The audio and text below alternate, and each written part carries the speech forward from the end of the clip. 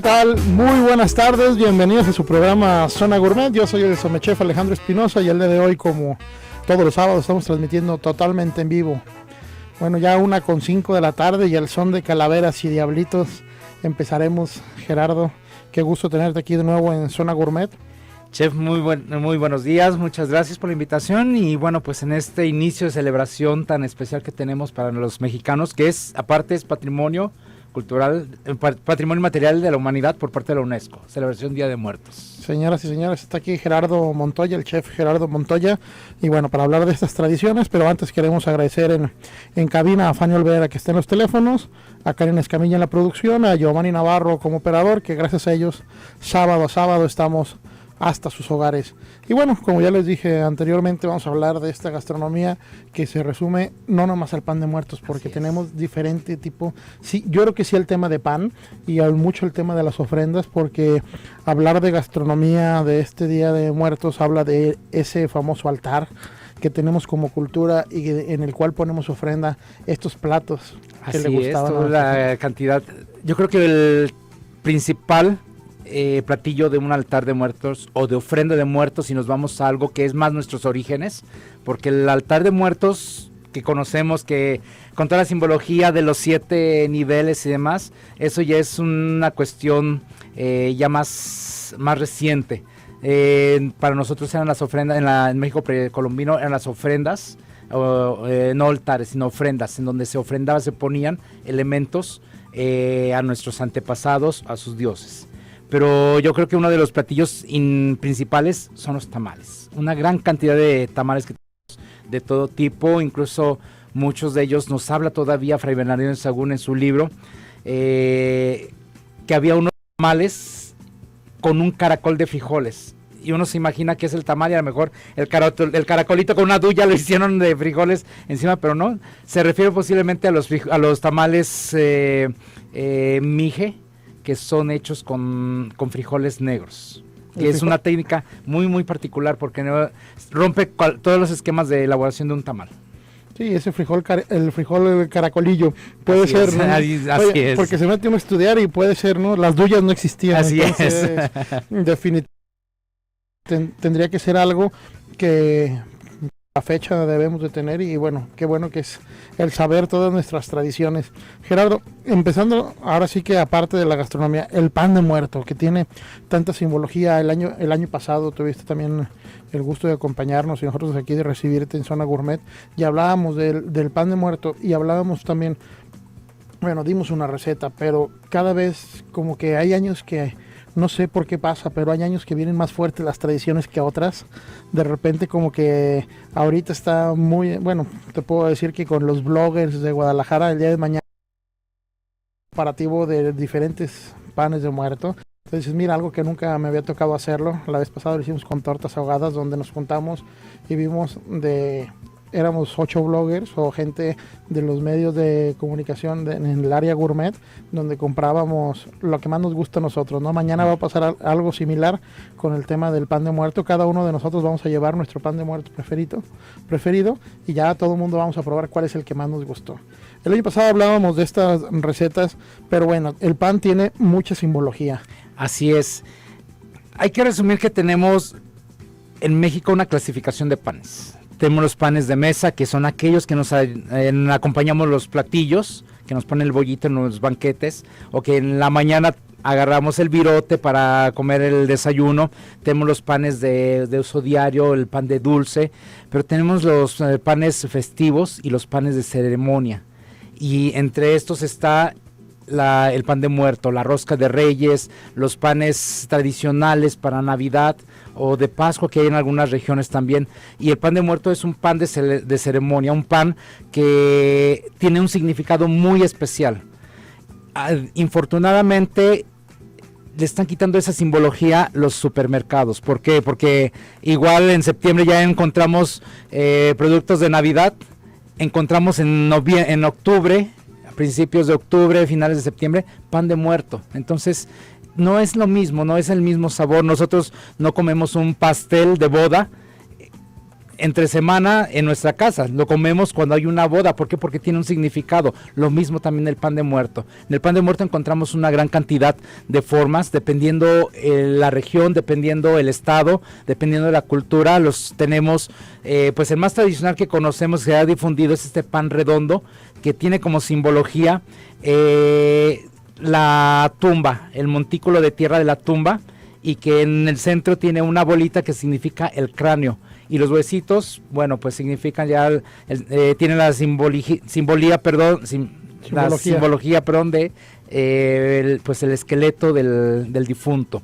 Ese prácticamente es. Hemos visto que hay algunos panes que le ponen azúcar pintada, ya sea en color rojo o en color rosa. Dicen, bueno, es que quieren hacer los psicodélicos. No, hay unos panes que los hacen así. ¿Por qué? Porque en la época precolombina a las personas de un alto nivel social o religioso se les untaba con un polvo rojo y con eso se enterraban. Entonces eso se trata de imitar o de emular en este tipo de pan. Fíjate la importancia, Gerardo, de saber esto que nos estás comentando. Y para poder preservar nuestra gastronomía y nuestra cultura tenemos que estudiar y tenemos que leer. Si no tenemos conocimiento de ella no vamos a guardar algo porque realmente no sabemos de qué estamos hablando. ¿Cuál es el secreto a guardar? Ahorita que lo comentas, hasta que a principios de mes estábamos con las cocineras tradicionales de Guanajuato y te das cuenta que ellas hacen sus tortillas de masa de maíz y tienen un sello característico, ¿sí?, que se les pone y usan ese sello, tintas naturales de diferentes alimentos donde le ponen a su sello y con eso sellan su tortilla y eso comen, ¿no? Entonces no es una moda actual, sino es algo que viene desde la época prehispánica, y algo parecido nos toca con el pan de muerto. Es un pan que tiene una simbología muy clara y muy precisa de por qué se hace así. Así es. Fíjate que precisamente ayer estaba yo leyendo y me encontré que el pan en la época colonial aquí en Guadalajara se sellaba. Los panes se sellaban, se les ponía un sello y eran los que se podían vender. Cualquier persona no podía vender el pan si no formaba parte de este grupo de personas que estaban, por así decirlo, tenían la licencia de vender pan, no cualquiera podía vender, y tenían que sellar el pan. Se me hizo algo muy parecido con lo que hablas de las tortillas otomíes de Guanajuato, de Querétaro, que en Querétaro también mi abuela hacía ese tipo de tortillas. Entonces también hacía un pan que es un pan de pulque. Se usa como fermento el pan de pulque y ella hacía unas rosquitas. Tenía mi abuela pues sangre, yo creo también tarasca, porque elaboraba unos panes en forma de muñequito, que es lo que acostumbran en comunidades tarascas, y en la parte otomí hacen algunas rosquillas o también en forma de figurita o de angelito que le llaman. Fíjate, y bueno, y qué interesante cuando sabe uno de sus antepasados y el saber el por qué hacen estas cosas. Fíjate que este sello, ahora, hoy en día, la globalización y el que todo el mundo hagamos funciones, y bueno, por ejemplo, en la cocina, yo creo que debería de haber, más que un alto, ese respeto al producto de temporada. Aquí en Zona Gourmet hablamos sábado a sábado, hablamos de cocina de mercado, así, y no es hablar de vayan al mercado a comprar, que sí que bueno, pero vayan a las tiendas de la esquina, vayan a las tiendas, a estos pequeños, con los pequeños productores, porque el producto de temporada es el que nos va a servir y el que nos va a ir dando la pauta. La naturaleza es muy sabia, y cuando tenemos el frío de temporada sabe que vienen los productos grasos de naturaleza, empieza el nogal a tirar su nuez, a poner su nuez, el almendro, bueno, en este caso la vitamina C a través de la guayaba, los nísperos también. Claro, definitivamente. Y bueno, en el tema del pan de muerto, que vamos a hablar más adelante después de este corte que ya estamos a punto de irnos a nuestro primer corte comercial, es el saber esta tradición y el porqué de las cosas. Me ha tocado, y voy a comentarlo más adelante, pero ver la verdad, una barbaridad de panadería creativa, por poner así, pero realmente rompe con toda la tradición. Sí. Son chefs muy importantes, colegas de los cuales no hablo mal ni mucho menos, sino realmente esa creatividad nada más orientarla bien en el sentido de que no se pierda la tradición. O sea, veo panes de muertos forrados en chocolate, Y pues sí, debe de saber delicioso, pero no le pongas pan de muerto. O panes de muerto rellenos. No, pan de muerto relleno. Está bien, es un pan delicioso, Sí. pero no lo vendes como pan de muerto porque se acaban esas tradiciones. Y nuestros jóvenes el día de hoy, cuando prueben ese pan de muerto relleno, Ese se van a no acordar es. de eso. Y cuando lo queramos seguir con nuestra tradición, Es que ese no en es el pan de muerto. ese no es el pan de muerto. El pan de muerto del que yo probé relleno. tenía chocolate y tenía relleno Claro. y tenía chispitas y...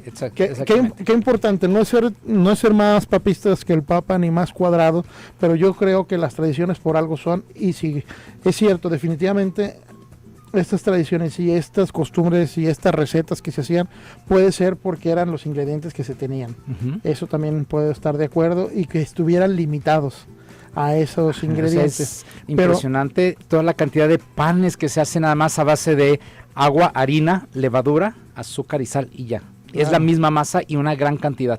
Claro, definitivamente. Pero bueno, nos vamos a ir a nuestro primer corte comercial.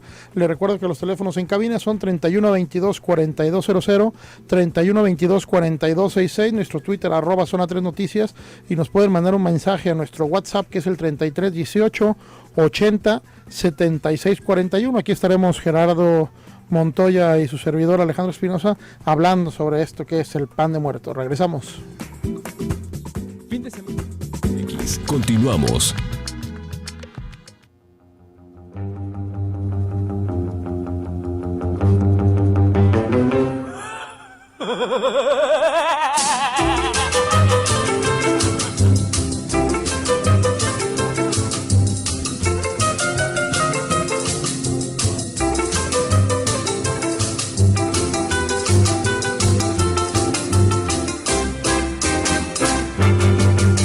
Mira cómo baila el esqueleto, cómo se menea por completo.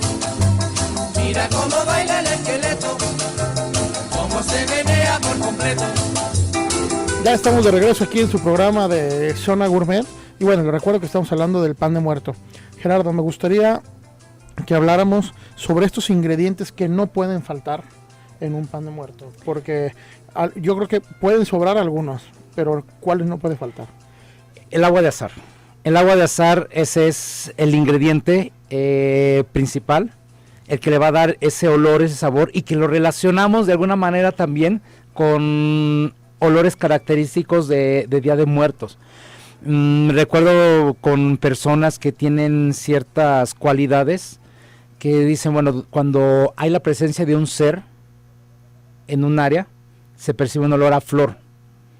Y no precisamente flor de cempasúchil, sino como a flor de azar. Entonces yo creo que tiene ese simbolismo, el agua de azar. En este caso podemos irnos desde elaborar nosotros nuestra infusión con flores de azar, flor de naranjo o de limón, lo más recomendable flor de naranjo y muy concentrado. Yo en lo personal, yo me voy al agua de azar que nos traen de importación de Medio Oriente, una embotelladita que encontramos en las tiendas gourmet. Precio oscila entre 60 a 80 pesos y es utilizar una cucharadita porque es muy fuerte el olor. Encontramos esencias más económicas, pero están hechas a base de alcohol, el cual se evaporan al momento de hornearse. Si hacemos nuestra infusión, va a ser a veces se llega a amargar si la utilizamos muy concentrado, pero ese es uno de los principales productos. Otro, el pan de muerto es un pan muy rico, muy suave, y esa suavidad se la da la grasa. Utilizar una mantequilla de muy buena calidad. Si nosotros tenemos la fortuna de tener establo, o de que hay un establo cerca y compramos leche bronca, porque hay familias que todavía la compran, toda la nata, juntarla, y después esa batirla, se va a separar el suero, nos va a quedar la materia grasa, y tenemos ahí una mantequilla que la podemos utilizar, y desde luego la yema de huevo. Esto lleva una gran cantidad de yema de huevo, porque también hay que hablar que en ocasiones no malbaratas, sino hacen corrientadas con el pan de muerto, con tal de venderlo muy barato, que se vendan grandes cantidades, en lugar de vender algo de calidad, poco pero algo de calidad, y a buen precio, no panes a 5 o 6 pesos, pan de muerto que me ha tocado ver, que es a base de agua. Entonces, sí, utilizar yemas, las yemas de huevo. Desde luego la harina, aquí tenemos buenas harinas, hay buenas harinas aquí en Jalisco. Ya habíamos hablado de mantequilla, hay quienes ponen agua, quienes ponen leche también, Y hay quienes también le ponen un poquito de canela. Depende yo creo aquí ya la región, el estado, pero me he encontrado recetas que llevan canela en polvo y hay otras que solamente con la pura agua de azahar. Fíjate, qué interesante. Al final, estos panes tienen esta característica. Dan estos aromas a flor. A mí me gusta utilizar en algunas versiones, fíjate, aparte del agua de azahar, me gusta usar la lavanda. Porque me da otra nota característica de una flor, pero no dejo de usarla de azahar porque la nota cítrica me encanta, porque al final de cuentas es un pan, como dices tú, ceremonial, que cuando lo partes te tienes que quedar con ese recuerdo. Así es. Y creo que sí es una delicia el poder hablar de estos ingredientes. Oye, importante, el agua de azahar, cuando nosotros lo vayamos a hacer, ¿cuándo es cuando amarga? Hay que quitar, para enseñarles a la gente antes de pasar a la receta, pero cuando vayamos a hacer nuestra agua de azahar y vayamos a quitarle la piel al cítrico, en este caso a la naranja, hay que cuidar perfectamente de quitarle con el cuchillo, lo vamos a poner en 45 grados y vamos a quitarle toda esa piel blanca. Sí, la carne blanca y dejar la pura lámina. Y luego cuando llevemos a infusionar nuestras cáscaras, no subir el agua a más de 70 grados y una vez que rompe el hervor, aunque rompe el hervor a 100 grados, pero cuando está a punto de romper el hervor, allá hay que apagarle y ponerle un plato. ¿Para qué? Para que empiece a concentrarse los sabores, no se evaporen. Y no se evaporen, exactamente, y ahí queden en esa infusión. Y ahora sí, está lista para usarla ya con la receta que les vamos a dar en nuestro siguiente corte. Y qué importante hablar de estos ingredientes, estos son los que no pueden faltar. No pueden faltar. Hay quien les pone también ralladura de naranja. Yo en mi receta en la que vamos a dar, le pongo ralladura de naranja, me gusta ese toquecito. Y pues recordemos que nuestra panadería tiene mucha influencia española. Los españoles, hay mucha influencia de los árabes, entonces ellos utilizaban todos estos aromas cítricos. Sí, pues son sus aromas al final de cuentas. Así es. Fíjate, se me hace raro que si tenemos esta influencia, porque definitivamente viene de Europa este método, porque no usamos el cardamomo, porque se me hace una de las esencias que al final también da esa nota cítrica. Sí, exactamente. De repente, fíjate, Gerardo, yo no sé si es porque nos daban esas notas y pensábamos y inventamos pensando que era eso. Ajá. Porque es uno de los ingredientes que a mí me llama la atención. Yo no sé si el pan antes llevaba cardamomo y lo identificamos en una cata sensorial hace miles de años o cientos de años, perdón, con el cítrico de una naranja y dijimos, ¿es la naranja? ¿O de verdad será la naranja? Y que a lo mejor no encontraron el cardamomo como semilla, no tenían conocimiento aquí y utilizaron las flores de azahar, el flor de naranjo. ¿Verdad? Entonces, sí, puede ser. Son de las cosas que cuando uno empieza a hacer investigación y te empiezas a dar, dices, oye, esto me da a esta nota, puede que se hayan confundido y la hayan hecho. Pero bueno, a lo que íbamos es, tú ya nos diste los ingredientes que no pueden faltar. Tanto lo que yo les dije, el agua de violeta o el concentrado de lavanda, perdón, como la ralladura, son agregados que se le pueden poner, pero sin distorsionar. Así es. Eso es algo muy importante y lo hablábamos de mantener nuestra tradición. Tradición es algo que se ha repetido continuamente. ¿Puede haber una evolución? Sí puede haber una evolución, pero entonces ya no llamarle como tal. Como decía, se va a quedar con la idea de esta persona, es que en mis tiempos tenía chocolate, tenía esto. No, o sea, sí respetar mucho nuestra tradición, y más que tenemos nuestra gastronomía declarada patrimonio inmaterial, y es la cocina tradicional, o sea, debe de conservarse como tal. Los chefs de la nueva ola, que yo les llamo, bueno, pueden hacer todo válido, pero ya no sería el platillo, no le nombren por favor el platillo, por ejemplo, carne en su jugo, una espuma de frijol, una carne deshidratada, unos gelé de chile, eso ya no es una carne en su jugo. Claro que no, es una interpretación de su carne en su jugo, es. Pero que le pongan así interpretación del chef, Interpretación. para que las personas o el turista o las personas nacionales que no conocemos el plato no nos vayamos con esa finta. Fíjate, hace rato comentabas, Gerardo, algo muy importante. Las grandes superficies o las tiendas departamentales, por así de ponerle, empiezan a trabajar con el pan de muerto, como con la rosca de Reyes ya la encuentras a finales de diciembre. Sí. Antes era el día 6, era el día que había y se acabó. El pan de muerto, el 1 de noviembre. Y era pelearse, irse a pelear las panaderías y apartar con días de anticipación tu pan. Tu pan. Sí. ¿Y esto qué llama? Pues eso es tradición. Dice uno, oye, ¿por qué eres tan cerrado si se puede comprar desde antes? Nada más pasa lo siguiente. Y lo recuerdo muy bien y me asombraba mucho porque desconocía que lo teníamos en México y realmente veo que sí existe, nada más que nosotros mismos nos estamos ocupando o encargando de acabar con las tradiciones. Cuando vivía en España, me llamaba la atención que todos los días que llegaba a la panadería había un pan diferente. Todos los días había un pan diferente. Oye, ¿y esto? No, es que esta es una coca, así se le llama, como un hojaldre de fulanito que es para comerse exactamente el día 5 de septiembre. Y luego fíjate que el día 6 se hacía tal por esto. Y el día 11 de septiembre en Cataluña se hace esta sema rellena de esto porque es el día de la independencia de Cataluña y con esto se festeja. O sea, todos los días tienen un pan diferente. Y en México también existe. Sí.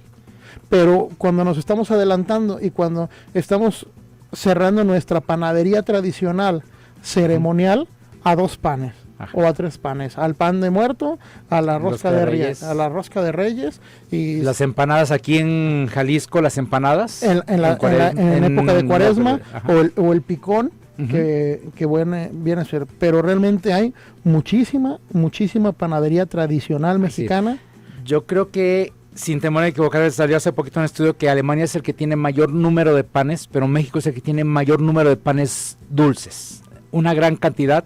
Ayer en la expo que tenemos ahorita de panadería, platicando con la Cámara de la Industria de la Panificación, sacó un libro, pero un libro que tiene muy pocas recetas, sí, algunas recetas ya de panes olvidados, pero bueno, ustedes que tienen la posibilidad, ¿por qué no hacen una enciclopedia del pan mexicano? Si ya se está perdiendo, si hay muchos panes que se han perdido, y aparte de muy mala calidad, comprando ingredientes de pésima calidad. ¿Por qué? Porque conozco cómo trabajan algunas panaderías, algunas tiendas también.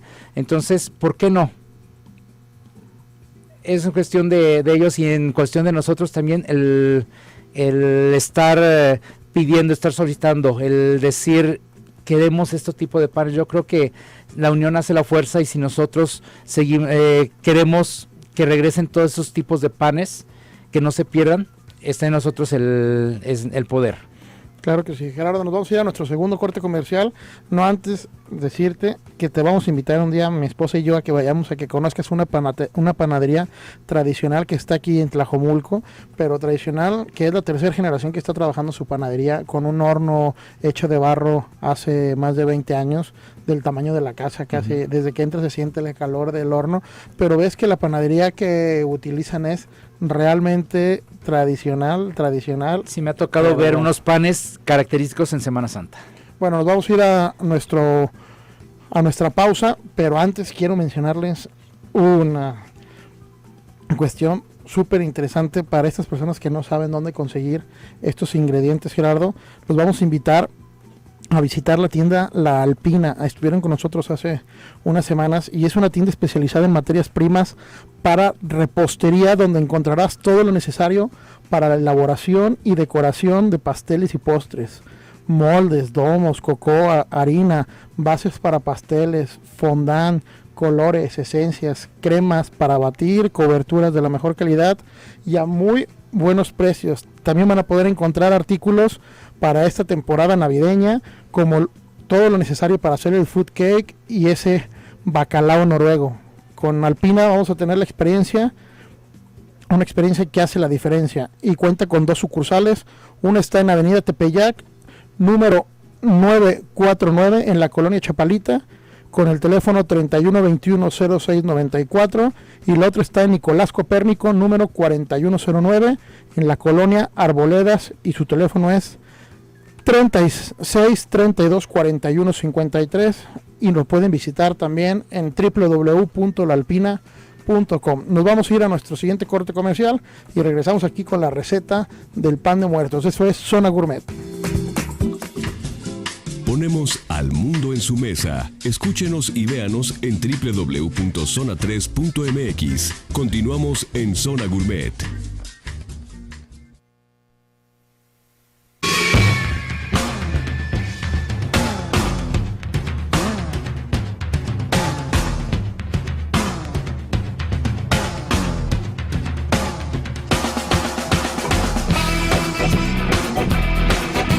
Ya estamos de regreso aquí en el programa de Zona Gourmet.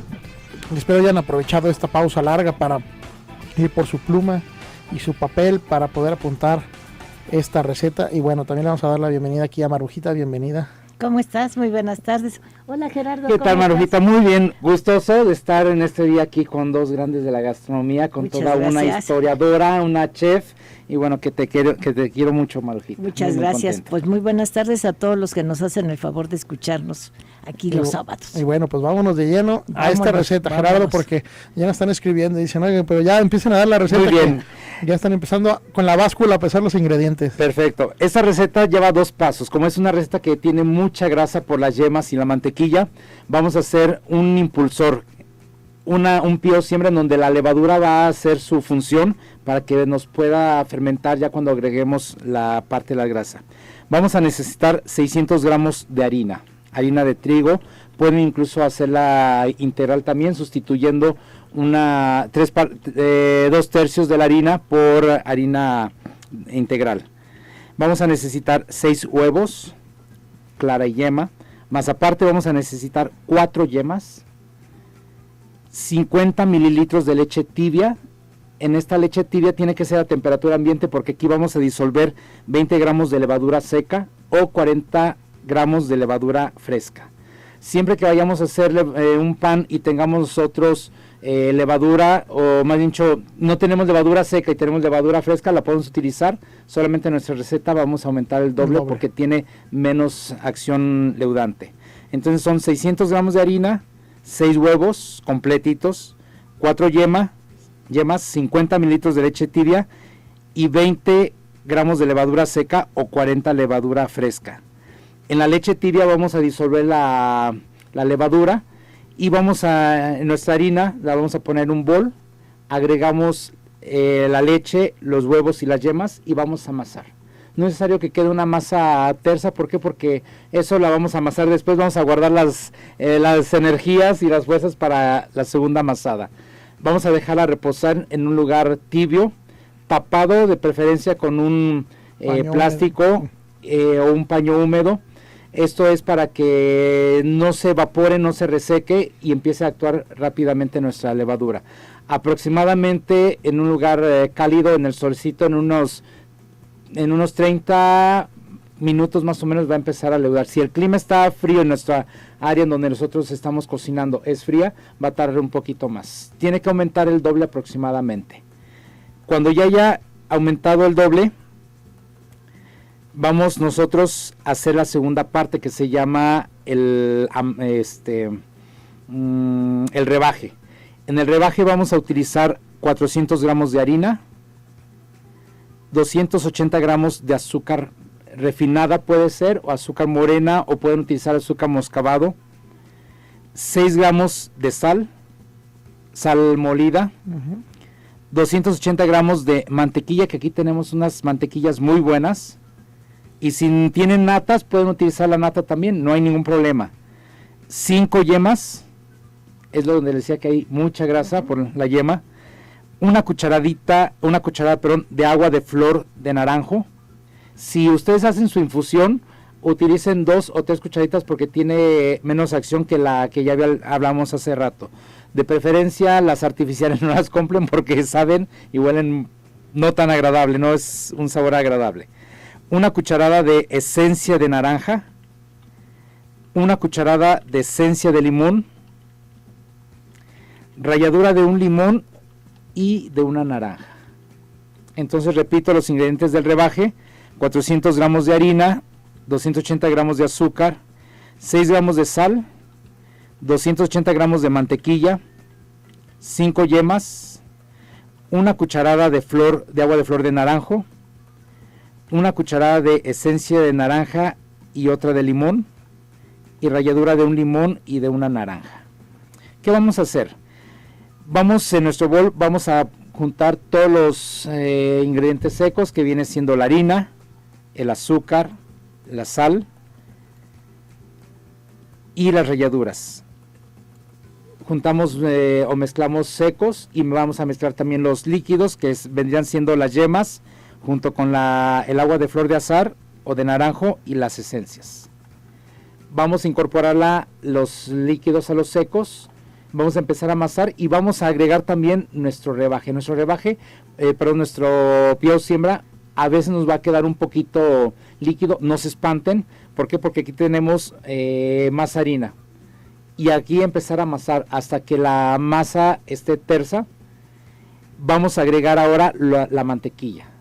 No agregamos la mantequilla desde un principio, la agregamos primero agregamos la siembra, amasamos perfectamente y después agregamos la mantequilla y ahora sí amasar. Se nos va a aguadar la masa porque ya la tenemos firme, pero por la grasa, la materia grasa y el agua que tiene, se nos va a hacer chiclosa. Hay que amasar. Es amasado, amasar, hacer brazo, y si al cabo de unos 20 minutos de amasado sigue quedando muy líquida la masa, podemos agregar un poquito de harina. Siga amasando. Solo hasta el final, ya que hayamos amasado. Así es de que si van a ir al gimnasio ese día no vayan porque ahí queman las calorías. Oye, Gerardo, definitivamente es un pan de huevos. Un pan de huevo, sí. Hay que ponerle, pero mucho, exactamente. Hay que trabajar muy bien esta masa, y si ve que está aguada, sígala amasando, porque es la única forma. Realmente puede sonar como a chiste lo que estamos diciendo, pero no. Pero pasa cuando uno está dando estas clases y cuando te toca enseñar, le estás diciendo porque uno ya lo hizo y muchas veces, y sabes lo que le va a pasar y a lo que te viene por la mente cuando fue la primera vez que lo hicimos, ¿no? ¿Sí? Dices, ¿y cuándo voy a terminar esto? Y dice, no, sigue amasando. Es muy parecido como cuando vamos a hacer al fuego alguna natilla, o cuando vamos a hacer una crema pastelera y que te dicen, no, hay que darle, o hacer el rompope, las monjitas, que o la cajeta. Oye, ya, no, síguele dando. ¿Y cuánto? 1 hora más si quieres, si es necesario. Sí. ¿Cómo? Bueno, nos vamos a ir a nuestro último corte comercial. Les recuerdo que los teléfonos en cabina son 31 22 4200, 31 22 4266. Nuestro Twitter es @Zona3Noticias, y nos pueden mandar un mensaje por WhatsApp, como si lo están haciendo, al 33 18 80 76 41. Esto es Zona Gourmet y estamos hablando del pan de muerto. Regresamos.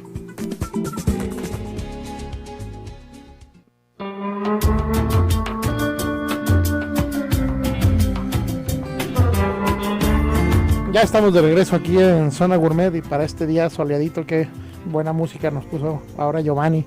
Y bueno, vamos a hablar de maridajes, y de maridajes con pan de muerto, ¿por qué no? ¿Por qué no? Fíjate que tú estás dando la receta de cómo hacer un exquisito pan de muerto. Te venía escuchando exactamente lo que tú decías. Para que sea un pan ceremonial no puede faltar el agua, el té de azahar. Yo siempre se los he dicho a todos, el que no lleva té de azahar, que no digan que es pan de muerto. Pero para tomarlo, yo creo que cada quien debe tomarlo con lo que quiera. Por ejemplo, tú invitas a alguien y dependiendo, por ejemplo, el día de ayer que estaba lloviendo, se me hubiera antojado un buen chapurrado, ¿a poco no? Claro, ¿por qué? O un buen atole, un atole de nuez, un atole de elote, un atole lo que tú quieras.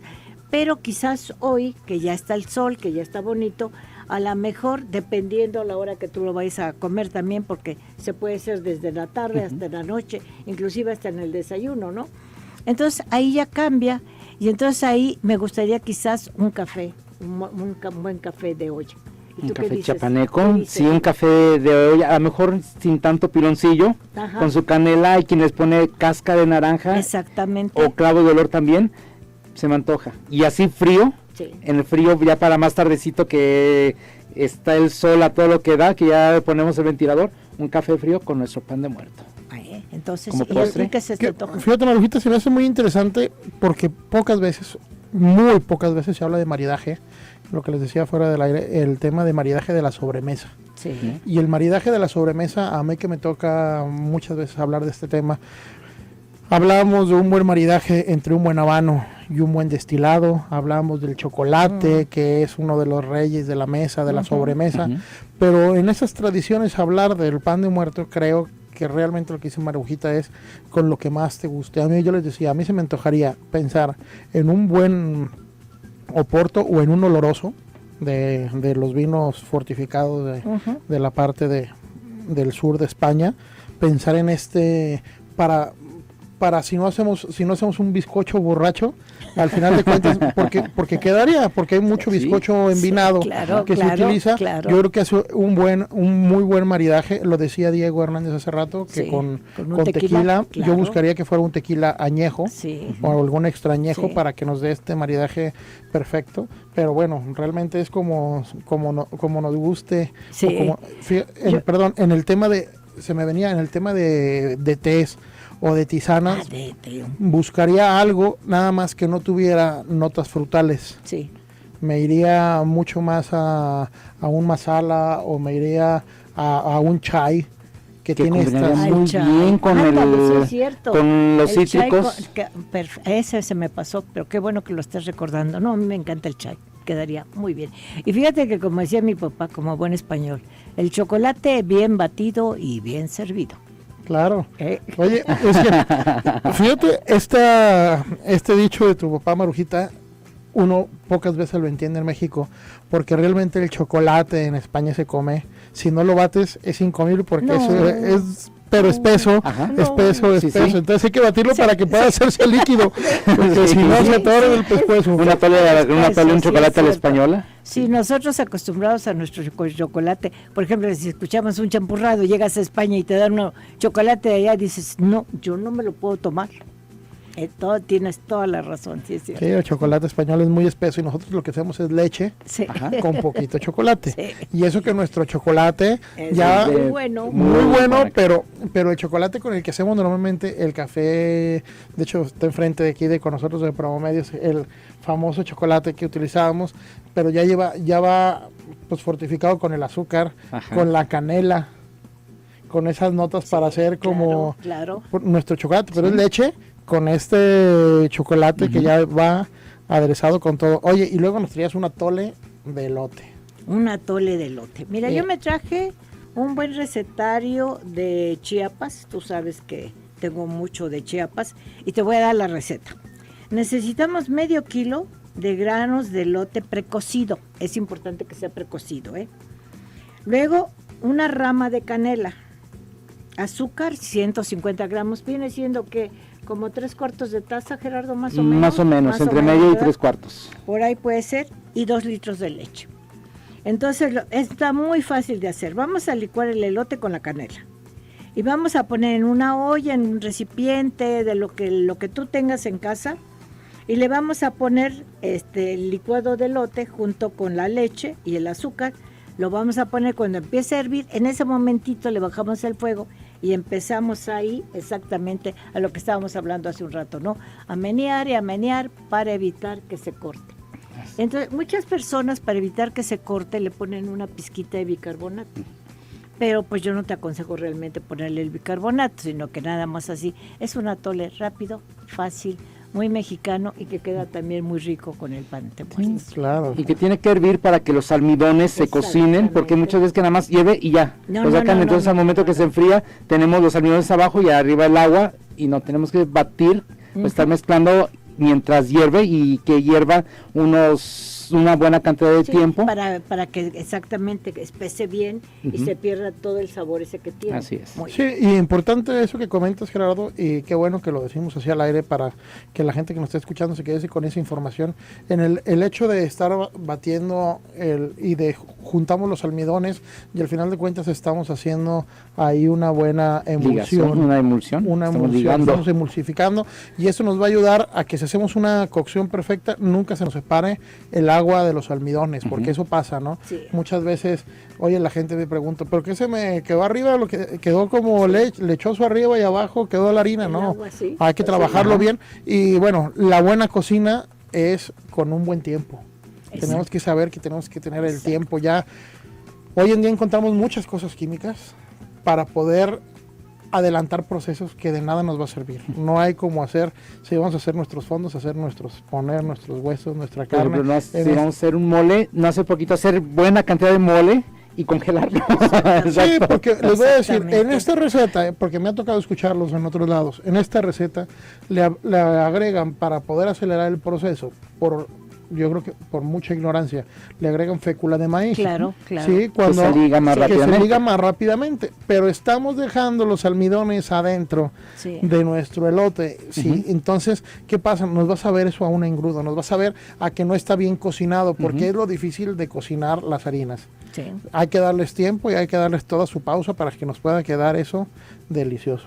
Así y bueno, es. pues qué rico programa, de verdad que, bueno, aquí nos están ya escribiendo el tocayo Alejandro Leonor y Francisco Maciel, y bueno, al final de cuentas hablábamos de eso, qué delicioso y qué bueno que podamos hablar de nuestras tradiciones. Esta es una de ellas, y qué bueno que estar aquí con dos grandes chefs hablando de esto. Gracias, Alejandro. Muchas gracias. Gracias, Gerardo. No, gracias, Marujita, un placer. Pues muy contentos de estar aquí con ustedes un sábado más, y bueno, esperemos seguir, Marujita, hablando de esta Continuamos, cocina sí. mexicana. Y Gerardo, que sepas que Zona Gourmet es tu casa, los Muchas micrófonos gracias. están abiertos. Gracias, Siempre gracias. que vengamos a compartir con nuestro auditorio esta gran cultura de nuestra gastronomía mexicana. Exacto. Muchas gracias. Muchas gracias. Bueno, muy contentos de esto. Fue Zona Gourmet, nos vemos el próximo sábado. Hasta luego.